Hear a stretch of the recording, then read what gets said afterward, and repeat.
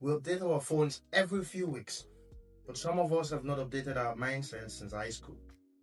We download new apps, but we're still running old beliefs. And just like an outdated operating system, old thinking keeps crashing your progress. Today, we're not talking about motivation.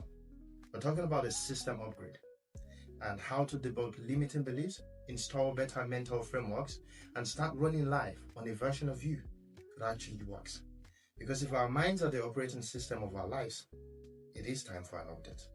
It's Malik, back again with another episode of Couch Conversation on ThinkTalk. It's episode 8. Let's get into it. Most of us did not choose our mental software. We inherited it from parents, from culture, from teachers, from survival. We're walking around with beliefs that might have helped us once, but are slowing us down now. The psychologist Aaron Beck, who is the father of cognitive behavioral therapy, proved that the stories we tell ourselves literally program our behavior. If we think, I'm not smart enough, our brain finds proof. If we think, I can figure it out, it starts searching for solutions. Two people can face the same obstacle. One grows, one gives up, because they are running different code. So, which version of you is running your life right now? Think about this. Our minds are like architects. Every thought we repeat lays another brick in our mental foundation. And neuroscience calls it neuroplasticity. Neurons that fire together, wire together. So if you keep replaying, I'm not ready, and that becomes the structure you live in. But if you feed new commands, I can handle this, I can learn, I can try again, I will try again, and your brain starts to rebuild itself. This is what Serena Williams does before she plays a match. She doesn't just train a serve, a return or backhand or whatever. She trains a software. She speaks power until it becomes a baseline. And this is not just thinking positively, it's really reprogramming your brain and how you think. Growth does not always come from looking back. Sometimes it's about moving forward with a little bit more precision. When we spot a bad pattern, like procrastination, doubt, overthinking, you don't need to do all the psychoanalysis, think about your past, all those things that you see in some of these therapy sessions. What we need to do is simple. Interrupt it and rewrite the code. Think about Michael Jordan. After missing that career-defining shot, he didn't spiral into reflection. He went to the basketball court thousands of repetitions later until the bug was fixed. Or Marie Curie. She faced rejection after rejection, but she stayed locked on discovery. She didn't sit around decoding her childhood. She refined her focus onto the world had to notice. Progress is about version control.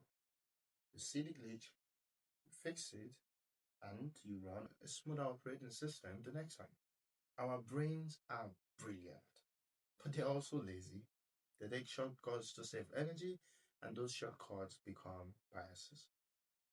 For example, the confirmation bias. It has us seeking proof for what we already believe. The negativity bias. It makes bad news bigger and more real than good news. The status quo bias. It keeps us in comfort mode even when comfort is killing our growth. Have you ever noticed how one negative comment will stick longer than 100 compliments? Exactly. That's when your brain is choosing efficiency over accuracy. And some people have found a way around it. I'll tell you today as well. For example, Jeff Bezos.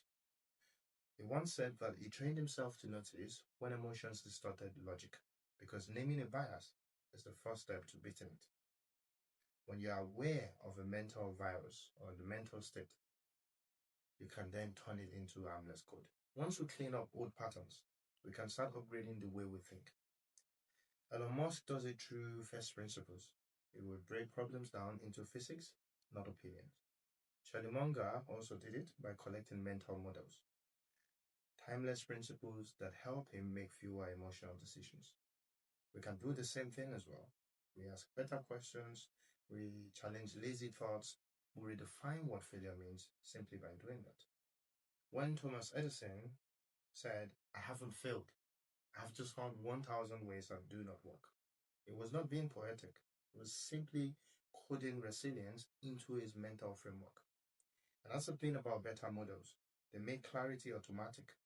You stop reacting and you start to reason. Now, we all know this. One single update will not last forever. Our minds need regular maintenance. And this is why the best performance in any field, they build habits of upgrading themselves. For example, by reflection, journaling, reading, learning. The Navy SEALs will call it constant evolution. They don't wait for failure to train. They just make sure they train every day. They refine every single day. Warren Buffett would read a lot. I think he said about 5 to 6 hours daily, because he knows that ideas compound like interest. And we can do the same, whether it's by reading, exercising, meditating, or just thinking with intention. Because progress is not a sprint, it is a series of quiet and consistent updates. We cannot control the world. As always, I always say this, we cannot control the world, but we can control our own code. Every time we update our mindset, we raise the version of life that we're capable of living. So let us stop waiting for breakthroughs and start installing them. Yeah, by already wishing it, willing it to become. Because the future does not belong to the smartest people. It really belongs to the people who continue to upgrade themselves. And especially continue to upgrade their mindset. Thank you very much. That's it for this episode. If you like what you've heard, please do not forget to like, subscribe to the channel, and share this video with the people that you care about. See you in the next episode. Cheers.